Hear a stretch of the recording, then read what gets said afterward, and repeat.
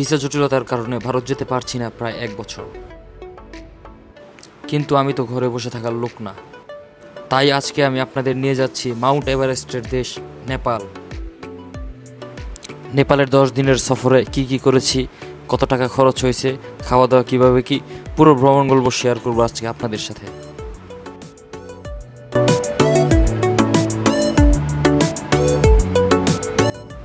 প্রতিবারের মতন এবারও পেয়ে গেলাম উইন্ডো সিট।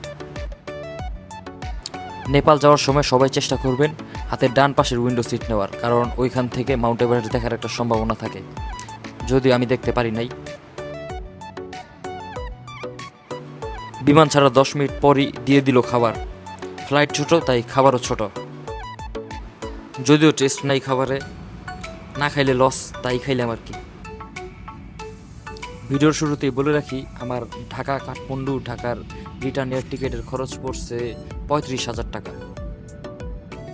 ইমিগ্রেশন ঝামেলার কারণে আমার বন্ধু যাইতে পারে নাই, যার কারণে এই 10 দিনের সফর আমি একলাই শেষ করেছি।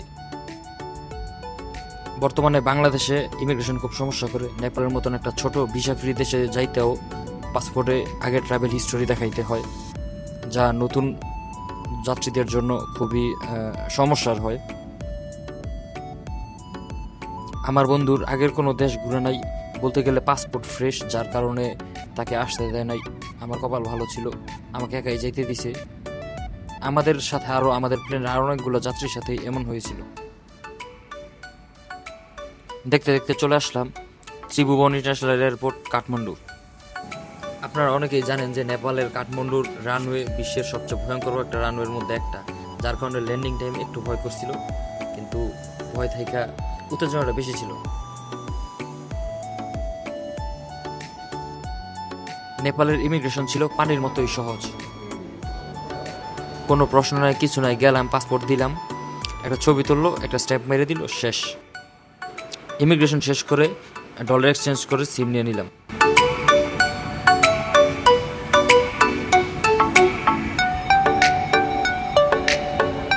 কিছুক্ষণ আগে কাঠমান্ডু এসে পৌঁছলাম, সেখান থেকে ডলার এক্সচেঞ্জ করে তারপর সিম কিনে এখন ট্যাক্সি নিয়ে হোটেলের উদ্দেশ্যে। হোস্টেলে গিয়ে ফ্রেশ হয়ে সময় নষ্ট না করে বের হয়ে পড়লাম আমার ফ্রেঞ্চ বন্ধুর সাথে।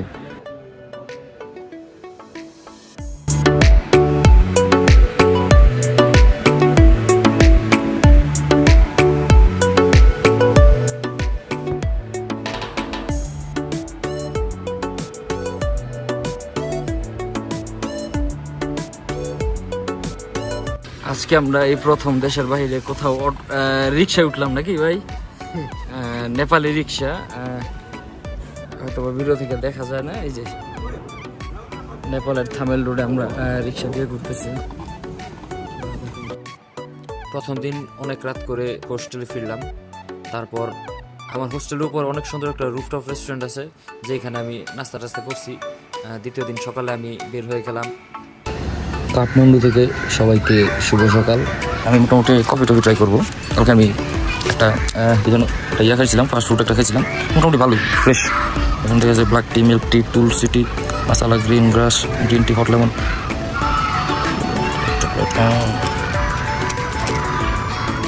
এই দেখেন ভিউটা কি চমৎকার। গুড মর্নিং গাইজ, সকালে চলে আসলাম আমাদের হোটেলের রুফটপে। আমি একটা বানানা কেক অর্ডার দিয়েছিলাম। এটা মোটামুটি নেপালি রুপিতে পড়ছে 280, বাংলা টাকায় 250 টাকার মতন। আর চা অর্ডার দিচ্ছি, আসতেছে। আর বিশেষ করে আমি ভিউটা দেখাই,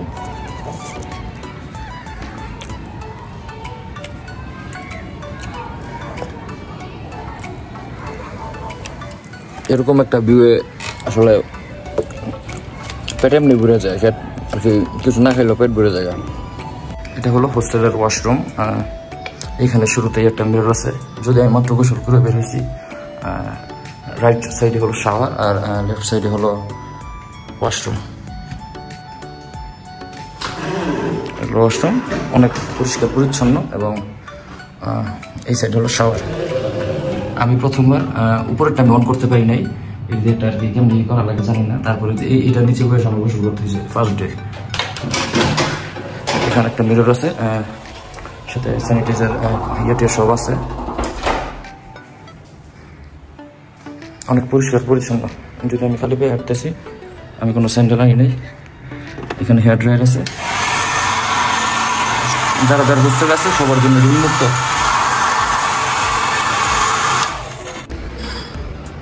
এটা আমার রুম, আমি যদিও এখন চেঞ্জ করে ফেলবো, কারণ আমার রুমে আমার সাথে দুপুর 12টার পরে আমার কার্ড আর কাজ করবে না, নতুন করে রিনিউ করতে হবে। পেমেন্ট কোনো বাকি থাকলে এখন আমি কার্ড নিচে থেকে রিনিউ করে আনছি। আমি আছি খালি পায়ে খালি গায়ে, যে সিস্টেমটা কিছুটা এরকম। এতক্ষণ কিন্তু কাজ হচ্ছিল না, এখন আবার হয়েছে।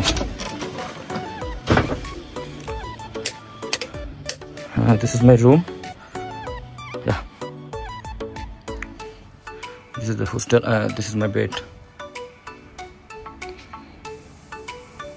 আরেকটা বিষয় হচ্ছে, আমি যে এখানে ছিলাম কালকে, আমি এখান থেকে মোটামুটি 7টা বাজে বের হয়েছি, রুমে ফিরছি 4:30টার দিকে, ভোর 4:30টায় পার্টি করছি। এখন আমাদের এইখানে হোস্টেলের মধ্যে যে একটা ব্যাপার, সেটা হলো এই যে আমার এই যে এইখানে এই বেডে ছিল জার্মানি একটা মেয়ে, এই বেডে একটা জার্মানি মেয়ে, তারা ফ্রেন্ড। হ্যাঁ, তারা আজকে থাইল্যান্ডের জন্য চলে গেছে।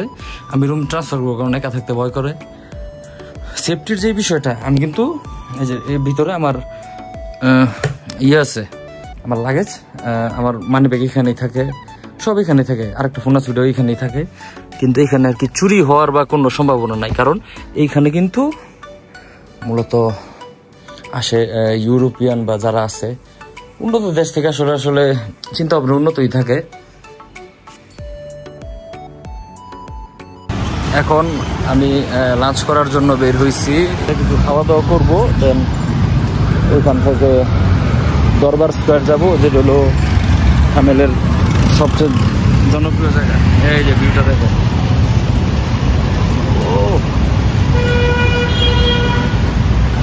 এখন আছি আমি থামেলের মেন স্ট্রিটে। এদিকে মোটামুটি ট্রেকিং শুজ, ব্যাগ, ট্রেডিশনাল যে ড্রেসগুলো আছে ওগুলাই পাওয়া যায়। আছে রেস্টুরেন্ট, মোটামুটি বেশিরভাগই বিদেশ থেকে আসছে, ইউরোপ কন্টিনেন্ট থেকে আসছে আর কি। মানি এক্সচেঞ্জ আছে। আমি এখন আসছি নেপালের একটা আর্ট হাউস, এটার ভিতরে পরিবেশটা খুবই চমৎকার। এখানে ওই যে সাদা চামড়া আর্ট হাউস, পুরো পার্কের মতন আর কি। এখানে হয়তো আশেপাশে কয়েকটা। আমি বর্তমানে আসছি একটা আর্ট হাউস, এটা নাকি খুব জনপ্রিয়। পিছনে দেখতে পাচ্ছেন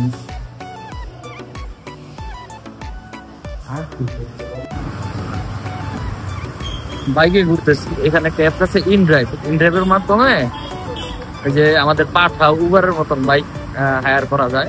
এটা আবার একটু রিজনেবল। এমনি লোকালি আমি যদি লোকাল ট্রান্সপোর্টে ইয়ে করি তাহলে অনেক টাকা খরচ হয়, এই অনুযায়ী এটা একদম পারফেক্ট। এই যে দরবারি স্কোয়ার এসে করছি।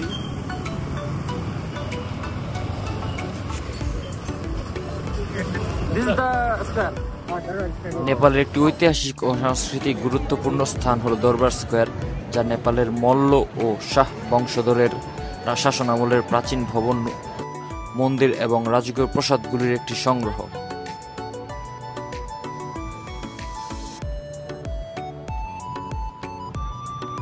আমি আছি দরবার স্কোয়ারে। এটা হলো দরবার স্কোয়ারের মিউজিয়াম, বিশাল বড় বড় মন্দির এই যে সামনে, ওইখানে মেন দরবার স্কোয়ারের প্রাচীরগুলো আছে। এখানে কিছু লোকাল সোভিনিয়ার ইয়া পাওয়া যায় আর কি, ব্রেসলেট আর কি, হ্যান্ডমেড যা যা আছে সবই মোটামুটি এখানে পাওয়া যাইতেছে।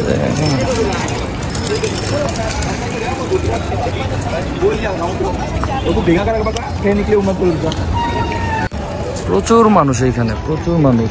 মেইনটেনেন্সে অনেক মানুষ ছিল, এই যে আশেপাশে প্রচুর মানুষ এখানে। আমি থামেলে রাত্রে যেমন মানুষ থাকে এরকম দরবার দিনের বেলা মানুষ সব এই জায়গায়। নেপালের রাজার নামটা যদিও জানি না, উনি মনে হয় রাজা নিলেন ওই দেশের প্রধানমন্ত্রী। নেপালের দরবার স্কোয়ারে ঘুরছে অনেকক্ষণ।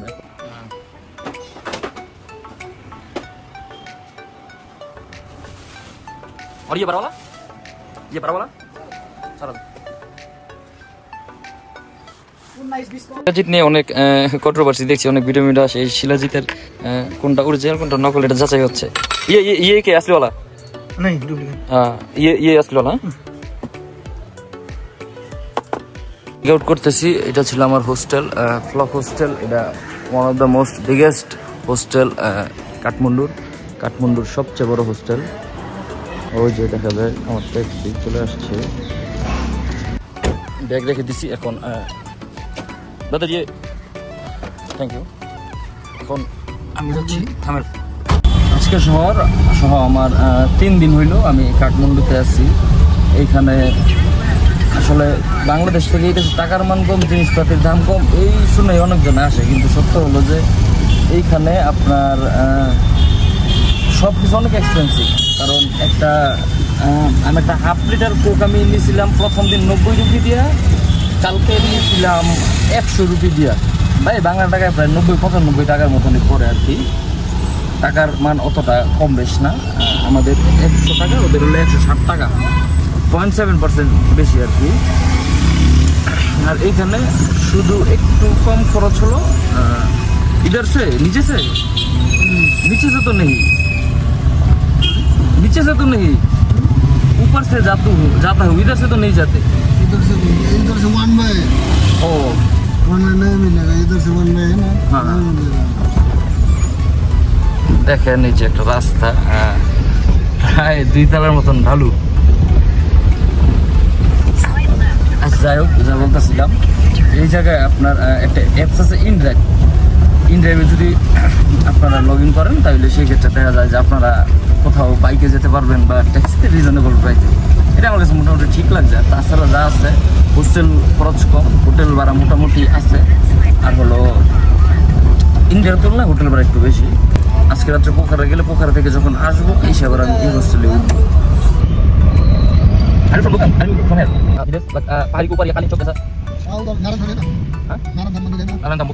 এখন আমি যাচ্ছি মুসলিম গলিতে। নেপালের একটা জিনিস খুব ভালো লাগছে, এখানে কোনো গাড়ির কোনো হর্ন টর্ন নাই। এই যে আজকে এতদিন ধরে আমি নেপাল মেন রোড ছাড়া, একমাত্র মেন রোড ছাড়া এই যে থামেল রোড বা শাখা রোড যেগুলাটি পর্যটন এলাকা, এই জায়গায় কোথাও আমি এখন পর্যন্ত একটা হর্নের আওয়াজ পাই নাই। অনেক গাড়ি, প্রচুর বাইক, প্রচুর ট্যাক্সি, সবাই ট্যাক্সি চলাচল করে, কিন্তু আর কি এখন পর্যন্ত আমি কোথাও হর্ন আওয়াজ পাই নাই। এই যে গাড়ি আমি যে গাড়ির সামনে করে যাই, গাড়ি আস্তে স্লো করবো, কিন্তু হর্ন দিবে না। এখন আসছে একটা বাঙালি হোটেলের নাম হলো কক্সবাজার। এটা হলো মুসলিম গলিতে। এটা হলো মহিষের মাংস, এটা পড়ছে নেপালি 200 রুপি, আর এখানে মুরগি হলো 250। মহিষের মাংস আমাদের এখানে অত বেশি পাওয়া যায় না, তাই মহিষের মাংস নিলাম। পেঁয়াজ খুব সুন্দর।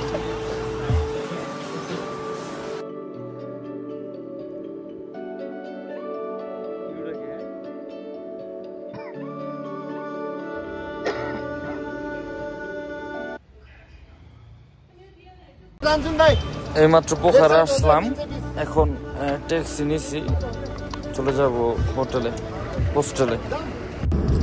এই এখন পোখারা আসলাম, আমি ট্যাক্সি নিছি, এখন যাচ্ছি আমার হোস্টেলে। আমার মনে হচ্ছে আমি আছি ইউরোপে। সুন্দর রাস্তা। হোটেল का नाम क्या? চলে আসলাম নেপালের সেই বিখ্যাত Phewa lake.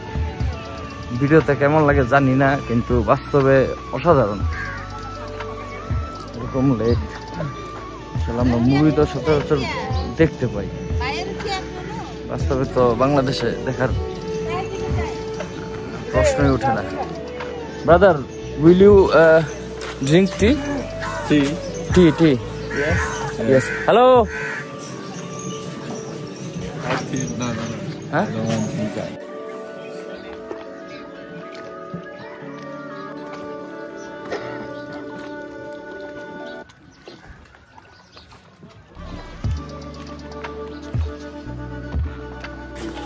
Yes. Brother, say hi to my friends. Hello. Introduce yourself. Introduce yourself. My name is Yang from China. Nice to meet you. এখানে লোকাল মানুষজন ব্যায়াম করতেছে।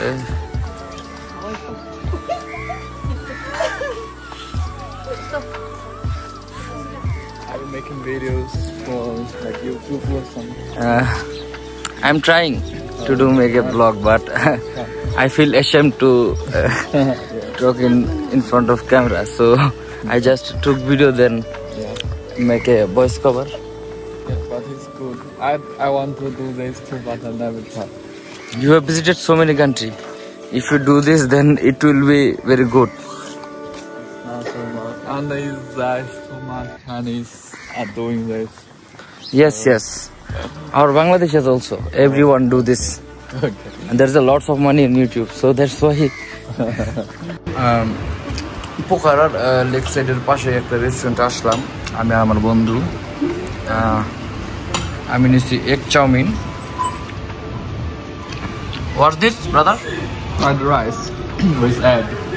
With egg. Nice. Good. Good. Yeah. Delicious. This is also good. Restaurant থেকে ভিউটা এরকম কিছুটা।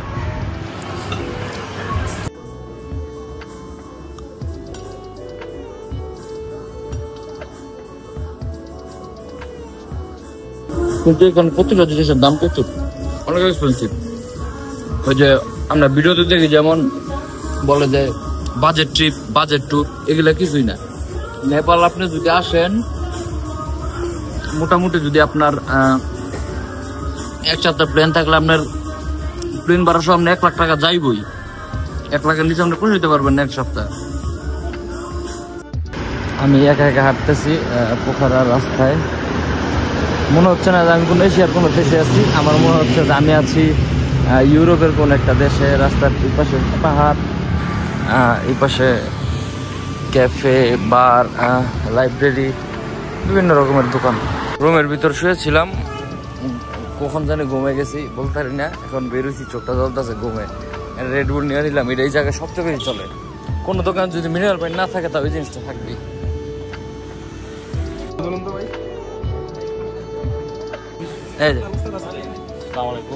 আমাদের একটা এজেন্সি গঠন হচ্ছে বাংলাদেশ ছাত্রলীগের পক্ষ থেকে, যার নেতৃত্ব দিচ্ছে শ্রাবণ ভাই।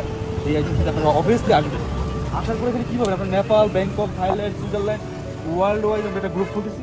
এই গ্রুপে আমরা বাংলাদেশের যারা স্লো ট্রাভেলার, আমাদের মধ্যে যারা স্লো ট্রাভেলার, আমরা যেমন এজেন্সি খুলবো। এই এজেন্সি দিয়ে আমরা বিভিন্ন দেশ আপনাদেরকে রিপ্রেজেন্ট করা হবে। এখানে বড় গাজীপুর থানা, গাজীপুর জেলার সংগ্রামী সেক্রেটারি শ্রাবণ ভাই, যার নেতৃত্বে যুব সমাজের আইকন প্রিয় বড় ভাই, যার নেতৃত্বে এই যুব সমাজ পরিবর্তনের উন্নয়ন মহাসড়কে গাজীপুর তথা সারা মতলবে সারা গাজীপুর জেলার একজন বড় ভাই। তার সাথে আমাদের এই নেপালে এসে পরিচয়। খুবই অনেস্টলি বলতেছি, ভাইয়ের খুব রসিকতার মানুষ, খুব ভালোভাবে মিশে গেছে আমাদের সাথে। আমাদের বাড়ি মতলব চাঁদপুর, আমি পড়ি হলো বিএনপি, কিন্তু ছাত্রলীগের বক্তব্য দিচ্ছি হলে আমার কি, যার নেতৃত্বে আমার ঢাকা মিরপুর আসনের নেতৃত্ব দিয়েছি। যাই হোক, আমরা এজেন্সির ব্যাপারে আসি। আবার এজেন্সি বলবো, আপনারা সব কিছু জাস্টিফাই করার পরে ভাইয়ের সাথে যোগাযোগ করবেন। ইনশাল্লাহ আমরা এগুলো, এই যে ট্যুরগুলো ইনশাল্লাহ আমরা যেগুলো টাফটিং আছে, হেলিপ্যাড আছে, এগুলো একটু দেন, প্যারাগ্লাইডিং আছে, এগুলো একটু আমাদের সাথে যোগাযোগ করলে অবশ্যই পাবেন এগুলো ইনশাল্লাহ। আমরা হিমালয় যাবো, আপনাদেরকে হিমালয় নেওয়া, কীভাবে ট্রেকিং করতে হয়, এগুলো সব আমরা উন্নত জীবনযাপনের জন্য আমাদের সিঙ্গাপুর, মালয়েশিয়া, ব্যাংকক, এগুলো আমরা সব ইনশাল্লাহ আপনাদেরকে গাইডলাইন দিতে পারবো। আমরা খুব এই নেপাল যে প্যাকেজে নিয়ে আমরা এজেন্সির মাধ্যমে আসিনি, আমরা নিজের এজেন্সি করবো। আমাদের এগুলো জানা আছে ইনশাল্লাহ। ভালো থাকি, টেক মেলা। আমি এখন আসছি এই ফেওয়া লেকে। এখন একটা ভিউ পয়েন্ট আছে ছবি তোলার জন্য। ভিউটা দেখেন খালি।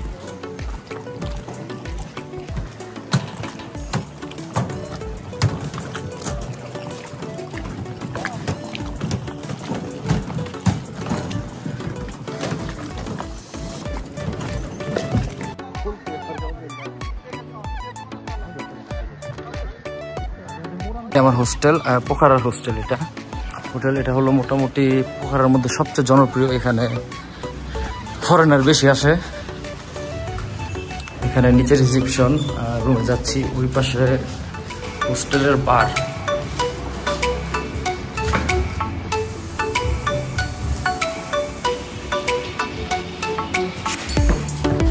সিঁড়ির মধ্যে আবার কাপড় দেওয়া যাতে কেউ স্লিপ টিপ না খায়। কার্পেট বিছানো। এটা কমন এরিয়া, এখানে সবাই বিড়ি সিগারেট খায়, ড্রিঙ্কস মিক্স করে রাখছে। Yang, how are you? I'm preparing for my career. Oh, yeah. Best of luck. এই যে এটা আমাদের হোস্টেল, আমি আছি উপরে। Brother, I think they lived. They both are lived. We can shift here. I think so. হ্যাঁ, climbing upstairs is so difficult. যেটা হলো ওয়াশরুমটা মোটামুটি অনেক বড়। I am making vlog. Yeah. Oh. এখন বাজে সন্ধ্যা 6:45, আমরা আসছি খ্যাপসা খেতে। হ্যাঁ, একটু কোন ভাই আমাদের হোটেলের পাশে এই রেস্টুরেন্ট, হালাল restaurant, Lazeez, most expensive hotel for rich people. খাচ্ছি রিচ পিপল। আপনার রিচ ভাই, আমি করতে রিচ না।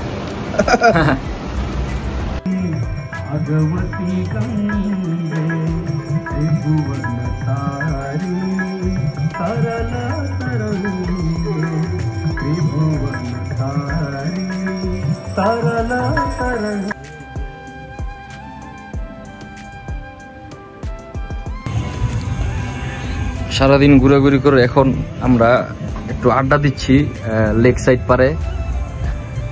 রাত্রের ভিউটা অনেক সুন্দর, পাহাড়ের, বিশেষ করে পাহাড়ের উপরের লাইটগুলা দেখতে চমৎকার। মিউজিক হচ্ছে রেস্টুরেন্ট বারগুলাতে। পোখারার ওই সেই বিখ্যাত লেক সাইড রোড। কিছু কেনাকাটার জন্য আসলাম একটা সুপার মার্কেটে। এখানে মোটামুটি ইলেকট্রিক, গ্রোসারি, ওয়াইন টোয়াইন সব আছে, বিশাল বড় দোকান।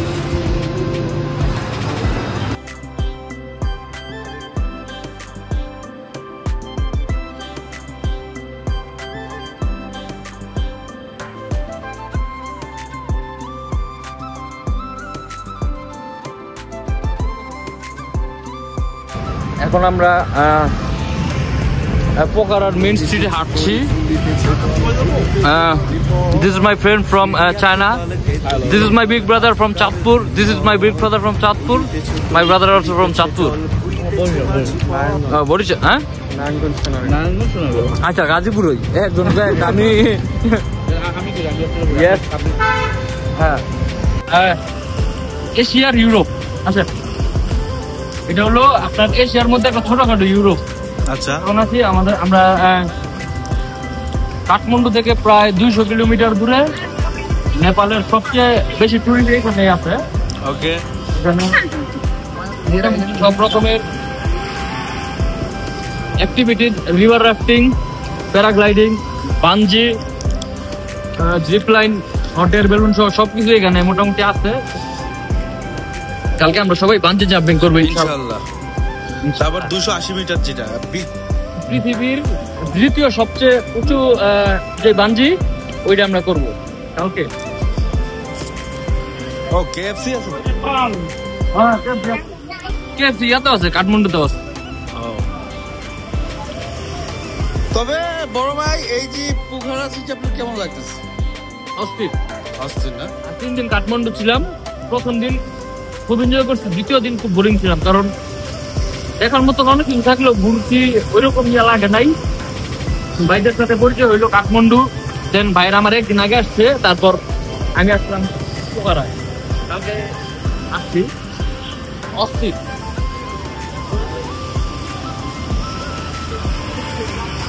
কেউ যদি নেপাল আসেন, পোখারা না আসেন, তাহলে পুরোপুরি লস ভাই। পোখারার দিনের বেলা যতটা সুন্দর, রাত্রে আরো বেশি সুন্দর, কারণ এখানে মোটামুটি অনেক ব্র্যান্ডেড শপ আছে, প্লাস বড় বড় দোকান, সুপার শপ থেকে শুরু করে মোটামুটি আর কি যা যা নিত্য প্রয়োজনীয় সবকিছু এই জায়গায় পাওয়া যাচ্ছে।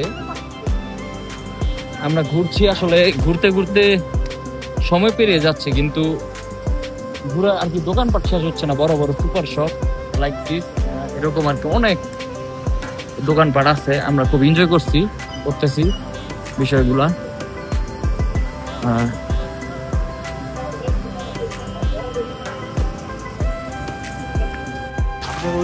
এখন বাজে রাত 2টা। আমি আর ভাই একটু পার্টি করছি। হ্যালো, এখন হোটেলের উদ্দেশ্যে রওনা হচ্ছি।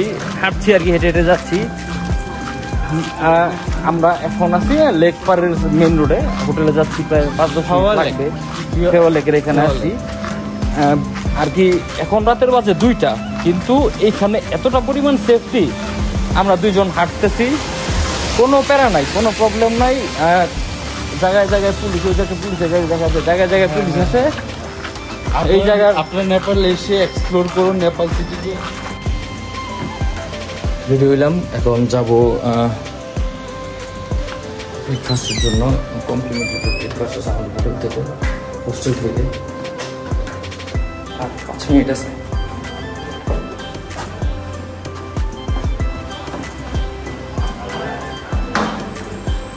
এই যে আমরা এখন বেরোচ্ছি, আমরা এখন বাঞ্জি করব। এই যে আমাদের বাঞ্জির কোম্পানি থেকে গাড়ি আসছে।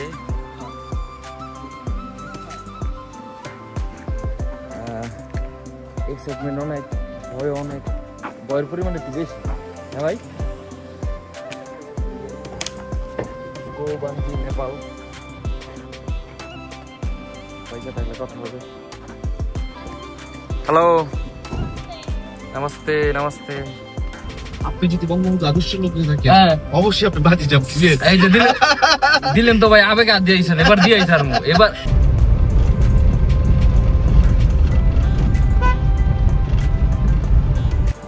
এসে পড়লাম এই যে বাঞ্জি, এখান থেকে বাঞ্জি জাম্পে। এখন প্রসিডিউর আছে কিছু, এগুলো কমপ্লিট করতে হবে। ফর্ম পূরণ করলাম। ওকে, ডান ডান ডান। এগুলো হলো দরকার হলে পুরে নেবেন, কোনো শারীরিক।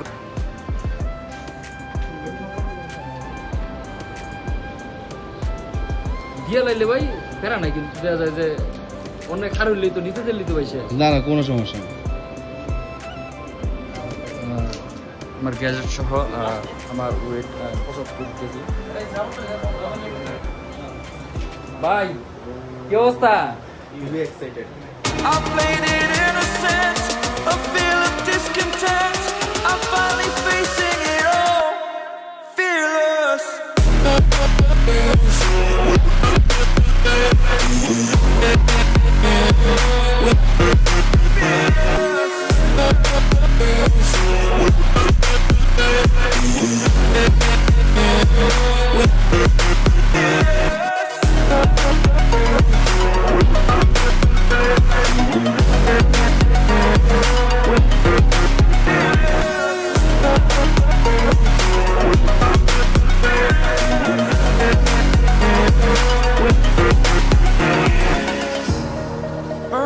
মাত্র বাজি শেষ করলাম।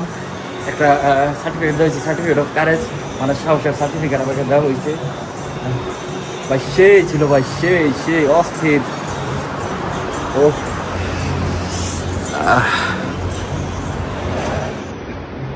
Hey young, how's that? So exciting, so good. Oh.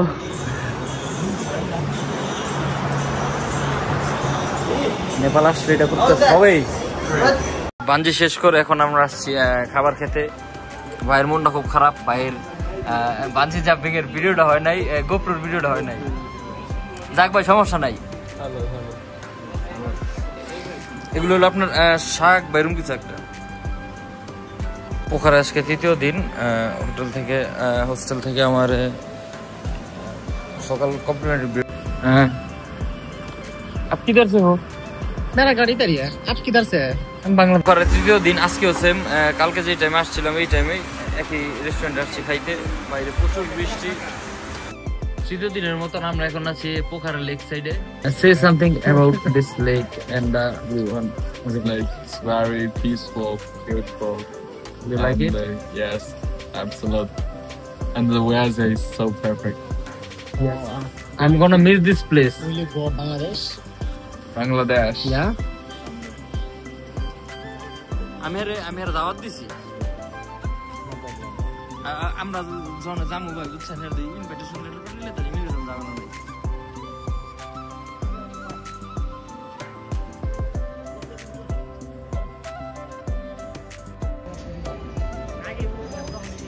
আজকে বিকালে এই যে এখান থেকে মোটামুটি অন্নপূর্ণা দেখা যাচ্ছে, এই যে মাউন্ট এভারেস্টের পর্বতশৃঙ্গ অন্নপূর্ণা।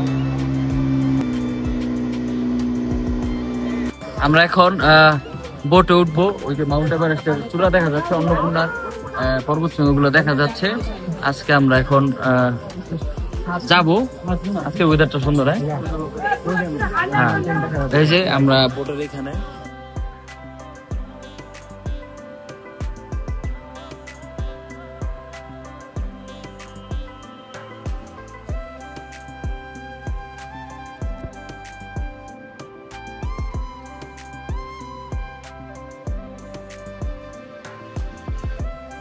আমরা এখন মাঝামাঝি আছি, একটা টেম্পল আছে এখানে, আমরা আমাদের বোটটা থামাইছে।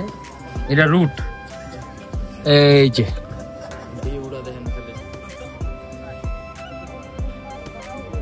এই পাহাড়ের নামটা কি? এই যে চোখা মাথা, যেটা এটা হলো মাছা বুঝছে, এটা হলো অন্নপূর্ণার সাথে। হ্যাঁ, এই যে অন্নপূর্ণা, এই যে কাঙ্ক্ষিত অন্নপূর্ণা, বাঙালিরা বেশিরভাগ এটার মধ্যে ট্রেক করে।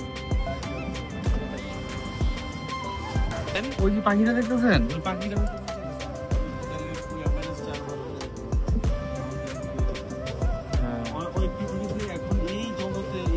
সবচেয়ে সুখী মানুষ। এই ভাই ডাইকা যাইতেছে, অন্নপূর্ণা ডাইকা যাইতেছে মেঘে।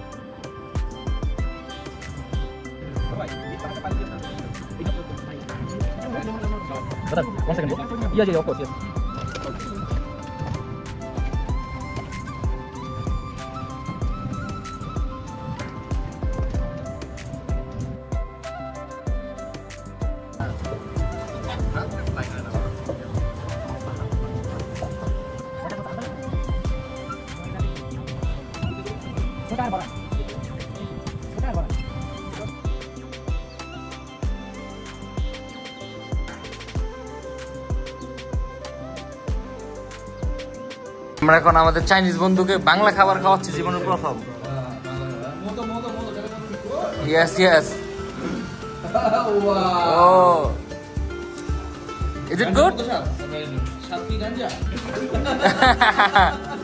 ডোনাল্ড ট্রাম্প এটা খাইবে জানেন। হ্যাঁ, রাত্রে ডিনার করতে আসছি। সকালে হোটেল থেকে ব্রেকফাস্ট দিচ্ছি, অমলেট আছে, ফ্রুট সালাদ, একটা আলু কি জানি, একটা ব্রেড আছে, বাটার, জ্যাম। ভিডিওটা সুন্দর না, চলে। আজকে একটা ট্যাটু করলাম, এটা খুব পার্মানেন্ট ভাবে উল করে, এটা হলো টেম্পোরারি। এটা যদি আমি সাবান দিয়ে ঘষি তাহলে 15-20 দিনে যাবো, নাহলে মোটামুটি 1 মাসের মতন থাকবো। এটা আমাদের কাঠমান্ডুর রুম। এখানে রয়েছে একটা গ্লাস, ড্রপ, এখানে একটা সোফা, এটা আবার বেড সিস্টেম করা যায়। এটা আমাদের বোট বেড, মোটামুটি একটা প্রিমিয়াম একটা রুম। বাইরে কি প্রিমিয়াম সুইট রুম না? এই যে ভিউ, গ্লাস ভিউ, ওই পাশ থেকে আপনার মাউন্টেন দেখা যাচ্ছে। একটা শেলফ, লাইক কফি টফি রাখার শেলফ। ভাই যেহেতু ওয়াইন গ্লাস আছে, ভাই ওয়াইনটা খাবো। রুমটা কিছু যেরকম দৌড় মিয়া।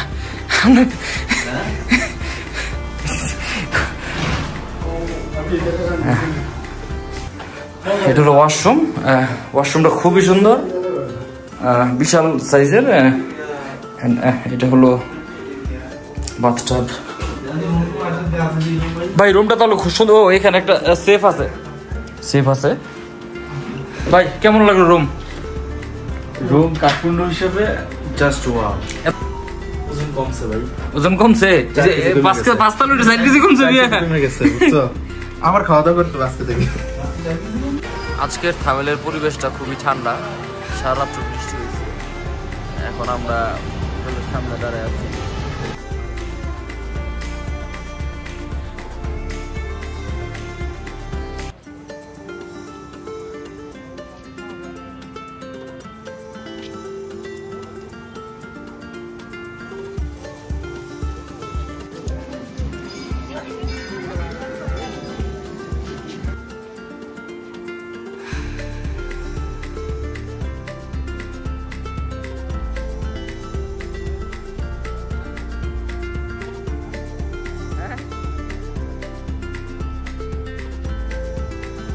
Good bye Thamel. টানা 9 দিন নেপাল ট্রিপের পর কাঠমান্ডু যাচ্ছি। আসছিলাম আমার সাথে এক বন্ধু আসার কথা ছিল, আসে নাই, আমি একাই আসছি। এখন আমার ফ্লাইট 9:45 রাত্রি, এখন বাজে প্রায় 6:30, এয়ারপোর্টের দিকে যাচ্ছি।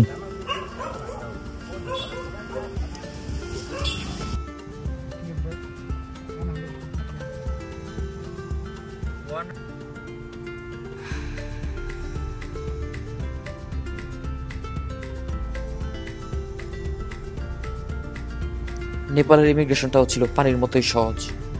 বোর্ডিং, ইমিগ্রেশন, চেকিং কমপ্লিট করে চলে গেলাম এয়ারপোর্টের ক্যাফেটেরিয়াতে। কফি খেতে খেতেই সময় হয়ে গেল দেশে ফেরার। আকাশ থেকে কাঠমান্ডু শহরটা দেখতেই অন্যরকম। দেখতে দেখতে চলে গেল 10টা দিন, অথচ টেরই পেলাম না। এইবারের নেপাল ট্যুরটা ছিল আজীবন মনে রাখার মতন। ঢাকা থেকে নেপালের দূরত্ব 938 কিলোমিটার হলেও 1 ঘন্টা সময়সীমার মধ্যে ঢাকা থেকে নেপাল সহজে যাওয়া যায়, আসা যায়। তবে আমাদের এই দুই দেশে 1 ঘন্টার দূরত্ব হলেও দুই দেশের সংস্কৃতির মধ্যে রয়েছে ভিন্ন রকমের পরিবর্তন। এইবার বিদায় নেওয়ার পালা। ভালো থেকো নেপাল, হয়তো আবার দেখা হলেও হতে পারে।